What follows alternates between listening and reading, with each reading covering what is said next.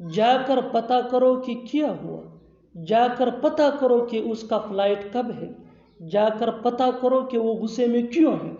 ऐसे जुमले हम अपनी डे टू डे लाइफ यानी रोज़मर्रा ज़िंदगी में ज़रूर बोलते या सुनते हैं। इन जुमलों में हम कह रहे हैं जाकर पता करो। इसके लिए आपको यूज़ करना होगा इंग्लिश में गो एंड फाइंड आउट। आइए कंप्लीट स्ट्रक्चर देखते हैं। गो and find out plus sentence. Sentence ये टेंस या सिचुएशन के हिसाब से चेंज होता रहेगा। गो एंड फाइंड आउट ये वही का वही रहेगा, विच मीन जाकर पता करो। अच्छी तरह समझने के लिए कुछ मिसालें देखते हैं। जाकर पता करो कि क्या हो, गो and find out what happened, go and find out what happened. जाकर पता करो कि उसका फ्लाइट कब है, go and find out when is his flight, go and find out when is his flight.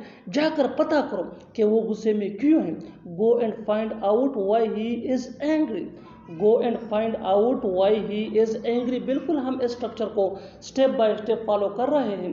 आप भी इस स्ट्रक्चर की मदद से सीख सकते हैं, बना सकते हैं। ऐसे बहुत से जुमले अंग्रेजी जुबान में आसानी say that can be really helpful for you.